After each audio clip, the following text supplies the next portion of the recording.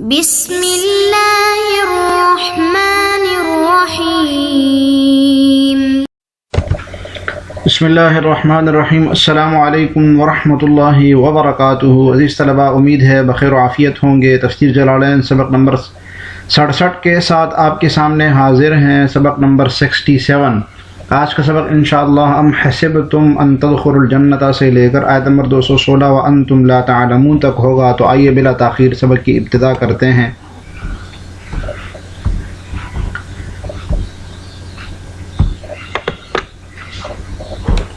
ترجمہ دیکھیے، ام حسبتم ان تدخلوا الجنۃ ولما یأتکم مثل الذین خلوا من قبلکم۔ مسلمانوں، کیا تم نے یہ سمجھ رکھا ہے کہ تم یوں ہی جنت میں داخل ہو جاؤ گے؟ ام حسبتم، کیا تم نے سمجھ رکھا ہے کہ تم داخل ہو جاؤ گے یوں ہی جنت میں؟ ولما یأتکم مثل الذین خلوا من قبلکم، حالانکہ ابھی تمہیں اس جیسے حالات پیش نہیں آئے جیسے ان لوگوں کو پیش آئے جو تم سے پہلے گزرے ہیں۔ ولما یأتکم مثل الذین خلوا من قبلکم، حالانکہ تمہیں اس جیسے حالات پیش نہیں آئے جیسے پہلے لوگوں کو پیش آئے تھے۔ مستہم البأساء والضراء، ان پر سختیاں اور تکلیفیں آئی۔ وزلزلوا، اور انہیں ہلا ڈالا گیا۔ حتی یقول الرسول والذین آمنوا معہ، یہاں تک کہ رسول اور ان کے ساتھ ایمان لانے والے بول اٹھے کہ متی نصر اللہ، کہ اللہ کی مدد کب آئے گی؟ الا ان نصر اللہ قریب، یاد رکھو اللہ کی مدد نزدیک ہے۔ جی تفسیر دیکھیے، ونزل فی جہد اصاب المسلمین، یہ نازل ہوئی یہ آیت اس وقت جب مسلمانوں کو سختی میں مصیبت پہنچی۔ یہ بعض حضرات کا خیال ہے کہ یہ ام حسبتم ان تدخلوا الجنۃ غزوہ احزاب کے موقع پر نازل ہوئی، جب 10,000 کا لشکر مدینے کے اوپر امڑ آیا اور پھر خندق کھودی گئی اور مسلمانوں میں 300 منافقین بھی موجود تھے۔ بعض حضرات کا خیال ہے کہ غزوہ احد کے متعلق نازل ہوئی جب بہت سارے صحابہ شہید ہو گئے۔ تو بہرحال مختلف روایات ہے، تو تھی مصیبت جس کے بارے میں یہ نازل ہوئی۔ اور اسی طرح کا مضمون الف لام میم احسب الناس ان یترکوا ان یقولوا آمنا وهم لا یفتنون، سورہ 17ویں سپارے میں بھی یہ بیان ہوا ہے سورۃ الحج کی شروع میں، کہ کیا مسلمان یہ گمان رکھتے ہیں کہ وہ ایمان لائیں گے اور انہیں آزمایا نہیں جائے گا؟ تو یہاں پر بھی ہے، کیا تم جنت میں داخل ہو جاؤ گے اور تم یہ سمجھو گے کہ تمہارے اوپر وہ والی مصیبتیں نہیں آئے گی جو پہلے لوگوں پر آئی؟ تو اس آیت میں مسلمانوں کو صبر، توکل اور اللہ پر بھروسے کی تلقین ہے، تسلیہ ہے۔ نبی صلی اللہ علیہ وسلم کو ام بل کے معنی میں ہے حسبتم ان تدخلوا الجنۃ ولما یأتکم، جی لما یہ لم والا ہے، لم کے معنی میں ہوتا ہے، ماضی کے معنی میں کر دیتا ہے، ٹھیک ہے، لما، لیکن عمل نہیں کرتا، یہ مستغنی عن العمل ہوتا ہے، لیکن عمل یہ ماضی والا لم والا ہی معنی دیتا ہے۔ مثل شبہ ما اتا، یعنی جس طرح جس قسم کے آئے ان لوگوں کے اوپر الذین من قبلکم، جو تم سے پہلے تھے، من المؤمنین، مومنین میں سے، ٹھیک ہے، من المحن، جو محنتیں جو مصیبتیں ان کے اوپر آئی، یہ محنت ان کی جمع ہے۔ تو بطور مثال کے بتایا ہے، تو روایت میں آتا ہے کہ ایسا ہوتا تھا کہ جو مشرک ہوتا تھا وہ مومن کو زمین میں گاڑ لیتا تھا آدھا، اور پھر آری لے آتا تھا اور اس کو آدھا ہی وہیں سے کاٹ لیتا تھا۔ تو اتنی مصیبتیں آئی گئی کہ ان کو آریوں سے کاٹا گیا۔ فتصبروا، تو آیت کا مقصد بتایا کہ تم بھی صبر کرو، کما صبروا، جیسے کہ انہوں نے صبر کیا۔ مستہم جملۃ مستأنفۃ مبینۃ لما قبلھا، یہ جملہ مستأنفہ ہے اور ما قبل کا بیان ہے اس میں، ٹھیک ہے۔ مقصد اس کا آیت مستأنفہ ہے، یعنی مستأنفہ، اس کا آگے پیچھے سے ترکیب کے اعتبار سے کوئی تعلق نہیں ہے۔ مبینۃ لما قبلھا، ما قبل مضمون اسی میں بیان ہوا ہے کہ مقصد یہ ہے کہ ان لوگوں پہلے کے لوگوں پر بھی مصیبتیں آئی اور انہیں ہلایا گیا اور بہت زیادہ سختیاں آئی ان پر، تو تم پر بھی آ سکتی ہے۔ البأساء و شدت الفقر، یہ بأسا کسے کہتے ہیں؟ فقر کی شدت کو۔ بأسا کا معنی بتایا ہے کہ فقر کی انتہائی حالت۔ والضراء، ضراء المرض، مصداق ضراء، ضراء کا مصداق کیا ہے؟ مرض، بیماری۔ تو بأسا ویسے سختی اور تنگ دستی ہے، یعنی مفلسی، اور ضراء عام تکلیف۔ تو ضراء سے مراد مرض ہے اور بأسا سے مراد فقیری ہے، یہ غربت۔ وزلزلوا، اور ہلایا گیا ان کو۔ اذعجوا بانواع البلاء، جی یہ بھی مصیبت کی قسمیں، مصیبت کی اقسام سے ان کو، مصیبت کی مختلف انواع ان کے اوپر آ کے ان کو ہلایا گیا. حتیٰ یقولا بالنصب والرفع، یہ بیان قرات ہے کہ یقولا بھی ہے اور یقولو بھی ہے. ای قالا یعنی ماضی کے معنی میں ہے، ٹھیک ہے، یہ ماضی کے معنی میں ہے. الرسول والذین آمنوا معه استتباع للنصر، جی استبطاء للنصر ولتناہی شدت علیہم، مدد کی جلدی کے لیے، کیونکہ اس کی سختی ان پر، اس کی سختی کی منافی ہو جائے، اس کی سختی رک جائے جو ان کے اوپر تھی. تو رسول نے اور ان کے ساتھ جو تھے انہوں نے کہا تاکہ نصر جلدی آ جائے. متى نصر اللہ، متى یأتی، جی نصر اللہ کا مفعول محذوف نکالا ہے کہ کب آئے گی اللہ کی مدد. الذی وعدناہ، جس کا ہم سے وعدہ کیا گیا تھا. فاجیبوا من قبل اللہ، تو اللہ تعالیٰ کی طرف سے جواب دیا گیا ان کو. الا ان نصر اللہ قریب، بے شک اللہ کی مدد قریب ہے. اتیانہ یعنی اس کا آنا قریب ہے، اللہ کی مدد قریب ہے یعنی کہ اس کا آنا قریب ہے. تو اس پوری آیت میں مسلمانوں کو صبر اور توکل کی تلقین ہے کہ جیسے جیسے پہلے لوگوں کو آزمایا گیا ویسے تمہیں بھی آزمایا جائے گا، تمہاری اوپر بھی مصیبتیں آئے گی، لیکن اللہ کی مدد تو آئے گی بہرحال کسی بھی حالت میں. تو یہ اصل میں قتال کی ترغیب ہے. یہاں پر سے بھی جو آگے قتال کا حکم آ رہا ہے اس کی ترغیب دی جا رہی ہے. آگے دیکھیے یسألونک ماذا ینفقون، وہ سوال کرتے ہیں آپ سے کہ ہم کہاں خرچ کریں. یسألونک ماذا ینفقون، وہ یہ لوگ آپ سے پوچھتے ہیں کہ وہ اللہ کی خوشنودی کے لیے کیا خرچ کریں. ماذا ینفقون، کیا خرچ کریں. قل ما انفقتم من خیر، تو آپ کہہ دیجئے کہ جو مال بھی تم خرچ کرو وہ والدین، فللوالدین والاقربین والیتامی والمساکین وابن السبیل، وہ والدین، قریبی رشتہ داروں، یتیموں، مسکینوں اور مسافروں کے لیے ہونا چاہیے. وما تفعلوا من خیر، اور جو بھی تم بھلائی کا کام کرو، فإن اللہ بہ علیم، تو اللہ تعالیٰ اس سے پورے طریقے سے باخبر ہے.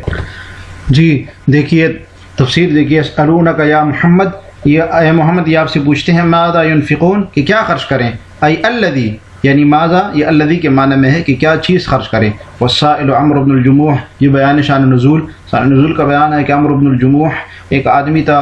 وکان شیخا ذا مال، بڑا مالدار بوڑھا تھا. سأل النبی صلی اللہ علیہ وسلم عما ينفق، تو انہوں نے نبی صلی اللہ علیہ وسلم سے پوچھا اس بارے میں کہ وہ کیا خرچ کرے. وعلی من ينفق، اور کس کے اوپر خرچ کرے. ٹھیک ہے، تو منفق کے بارے میں اصل سوال یہ تھا کہ کیا خرچ کرے، اور دوسرا مصرف کے بارے میں کہ کس کے اوپر خرچ کرے. تو آپ صلی اللہ علیہ وسلم نے جواب دیا قل لہم، اے نبی آپ ان سے کہہ دیجئے. قل لہم کا بیان ما انفقتم من خیر، بیان لما من خیر، ما کا بیان ہے کہ جو تم خرچ کرتے ہو یعنی اچھی چیز خرچ کرتے ہو. شامل لقلیل والکثیر، چاہے وہ تھوڑا ہے چاہے وہ زیادہ ہے، چاہے وہ تھوڑا ہے چاہے وہ زیادہ ہے. وفیہ بیان المنفق الذي هو احد شقاء السؤال واجاب عن المصرف. جی یہ یہاں سے مصنف علیہ رحمہ اس طرف اشارہ کر رہے ہیں کہ اصل میں سوال کے دو جز تھے. ایک جز منفق کے بارے میں تھا کہ کیا خرچ کریں، دوسرا جز یہ تھا کہ کس کے اوپر خرچ کریں. تو اصل سوال تو یہ تھا یسألونک ماذا ینفقون، کیا خرچ کریں. اصل منفق کے بارے میں سوال تھا. کس چیز کے بارے میں سوال تھا؟ یہ وہ جو چیز ہے وہ کیا خرچ کرے. تو صلی اللہ علیہ وسلم نے فرمایا کہ چاہے ما انفقتم من خیر، جو بھی تم خرچ کرتے ہو چاہے تھوڑا ہو چاہے بہت زیادہ ہو. اصل سوال یہ نہیں کہ کیا خرچ کریں، اصل سوال یہ ہے کہ کہاں خرچ کریں.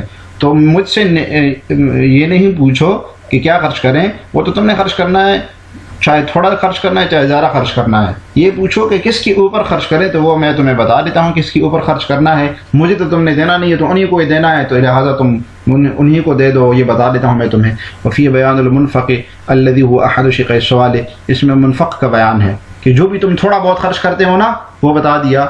منفق کا بیان ہے جو کہ سوال کا پہلا شق تھا. تو سوال کے دو جز تھے کہ کیا خرچ کریں، دوسرا تھا کہ کس کے اوپر خرچ کرے. اس کا جواب یہ کہ واجاب عن المصرف الذی هو الشق الاخر، اور مصرف کا جواب دیا جو کہ سوال کا دوسرا شق ہے اس کے بارے میں، یعنی کس کے اوپر خرچ کرے وہ کیا ہے. بقولہ، وہ اس قول سے اللہ تعالیٰ نے جواب دیا فللوالدین، کے والدین کے اوپر خرچ کرو، والاقربین رشتہ داروں پر، والیتامی یتیموں پر، والمساکین مسکینوں پر، وابن السبیل مسافروں پر. ایہم اولا بہ، تو ایک سوال کا جواب دیا، دفع دخل مقدر ہے، اور بھی بہت سارے لوگ ہیں، بچے ہیں اور بہت سارے لوگ ہیں خرچ کرنے کے لیے، اور پوری دنیا کے لوگ ہیں، تو ان کو کیوں خاص کیا، والدین کو اور رشتہ داروں کو؟ تو فرمایا کہ یہ زیادہ حقدار ہیں تمہارے مال کے، اس لیے وما تفعلوا من خیر انفاق وغیرہ، جو بھی تم خرچ کرتے ہو یا دوسرا جو بھی خیر کے عمل کرتے ہو، فإن اللہ بہ علیم، اللہ تعالیٰ سب کو جانتا ہے، ومجاز علیہ، اس کا بدلہ دے گا اس کے اوپر۔ کتب علیکم القتال وهو کرہ لکم وعسى ان تکرہوا شیئا وهو خیر لکم وعسى ان تحبوا شیئا وهو شر لکم۔ ترجمہ دیکھیے، کتب علیکم القتال، اور تم پر دشمنوں سے جنگ کرنا فرض کیا گیا ہے، کتب علیکم القتال، فرض کیا گیا تم پر دشمنوں سے جنگ کرنا، وَهُوَ كُرْهٌ لَكُمْ، اور وہ تو تم پر بہت گراں ہیں، وَعَسَىٰ أَن تَكْرَهُوا شَيْئًا وَهُوَ خَيْرٌ لَكُمْ، اور یہ ممکن ہے کہ تم ایک چیز کو برا سمجھو حالانکہ وہ تمہارے حق میں بہتر ہو، وَعَسَىٰ أَن تُحِبُّوا شَيْئًا وَهُوَ شَرٌّ لَكُمْ، اور یہ بھی ممکن ہے کہ تم ایک چیز کو پسند کرو حالانکہ وہ تمہارے حق میں بری ہو، واللہ یعلم وانتم لا تعلمون، اور حقیقت تو یہ ہے کہ اللہ تو جانتا ہے، تم نہیں جانتے۔ جی یہاں سے قتال کی، جہاد کی فرضیت کا حکم ہے، جس کے لیے اتنی ساری تمہیدیں باندھی گئی کہ انفاق فی سبیل اللہ کرنا ہوگا، اللہ اسلام میں پورا کا پورا داخل ہونا ہوگا، دنیاوی زندگی کو مقصد نہیں بنانا ہوگا، اور مصیبتیں بھی تم پر آئیں گی بہت ساری۔ تو یہ ساری تمہید تھی، اللہ تعالیٰ نے اس حکم کو باندھنے کے لیے تمہیدیں باندھی تھی۔ حکم کیا تھا کہ تم پر قتال، جہاد، دشمنوں سے لڑنا فرض کیا گیا ہے، اقدامی جہاد کا، اقدامی قتال کا حکم ہے یہاں پر۔ اس سے پہلے مسلمان جب مدینہ ہجرت کر کے آئے تھے تو دفاعی جہاد، دفاعی قتال کا حکم تھا کہ اگر وہ تم سے لڑے تو تم لڑو ان سے۔ اب لیکن اس کے باوجود مسلمانوں کو بہت تنگ کرنا شروع کیا تھا مشرکین نے، مدینے میں بھی نہیں چھوڑ رہے تھے، تو اب باقاعدہ اقدامی جہاد کا حکم دیا گیا کہ تم اقدامی قتال اب کر سکتے ہو۔ آج بھی جہاد کا حکم ایسی ہی قائم و دائم ہے۔ تو جہاد کا حکم یہ ہے کہ جہاد فرض ہے، جہاد کرنا فرض ہے جب اس کی تمام شرائط پائی جائیں، جو کتب فقہ میں مذکور ہے۔ اور جہاد کے فرض کی پھر دو قسمیں ہیں، ایک ہے فرض عین، جب عموم بلوا ہو جائے، جب خاوند بیوی خاوند کی اجازت کے بغیر اور بیٹا ماں باپ کی اجازت کے بغیر نکلے گا، وہ عموم بلوا ہے، وہ اس وقت فرض عین ہوگا۔ اور دوسرا ہے کہ فرض کفایہ، کہ مسلمانوں کی طرف سے چند لوگ متعین ہو جہاد کے لیے اور وہ باقی سب کی طرف سے اپنا فرض کفایہ پورا کرے۔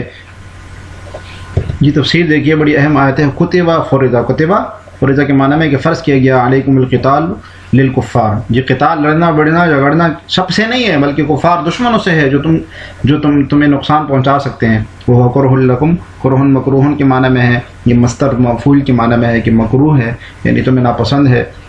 طبعاً ناپسند ہے، جہاد طبعاً ہی ناپسند کیا جاتا ہے، لمشقت ہی، کیوں؟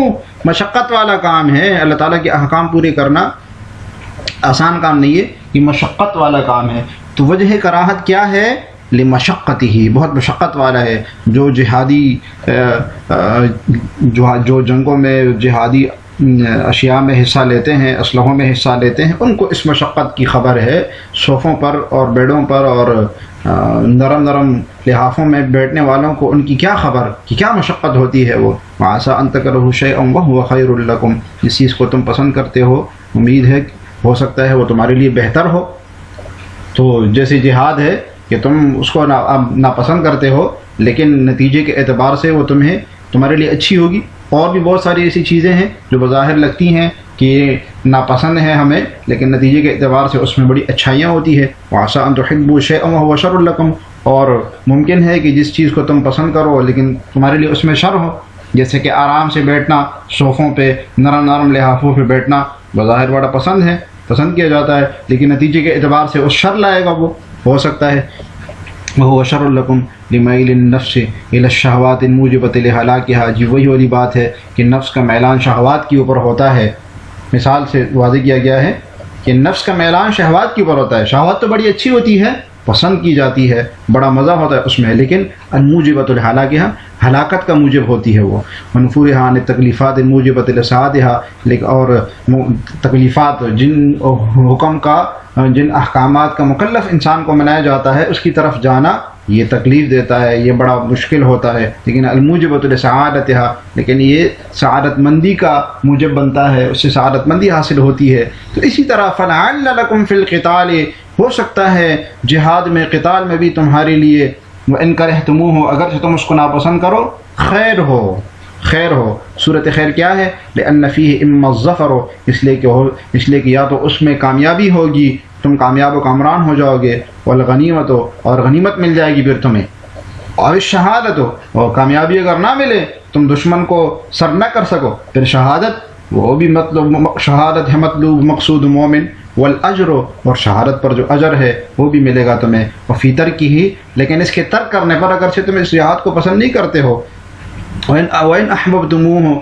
اگرچہ تم اس کو پسند کرتے ہو، یعنی جہاد کا چھوڑنا، ترک کرنا، کہ ہم تو امن والے لوگ ہیں، ہم تو امن پسند لوگ ہیں، تو پسند کرتے ہو تم اس کو، شرًا، اس کے ترک کرنے میں تمہارے لیے شر ہوگا، لأن فیہ الذل والفقر، لأن فیہ الذل والفقر وحرمان الأجر، اس لیے کہ اس میں تو ذلت ہے، فقر ہے، غریبی ہے، اور اجر نہ ملنا ہے، واللہ یعلم، اور اللہ تعالیٰ جانتے ہیں، ما هو خیر لکم، جو تمہارے لیے بہتر ہے، اللہ تعالیٰ اس کو بہتر جانتے ہیں، انتم لا تعلمون ذلک، تم نہیں جانتے ہو بہرحال اس کو۔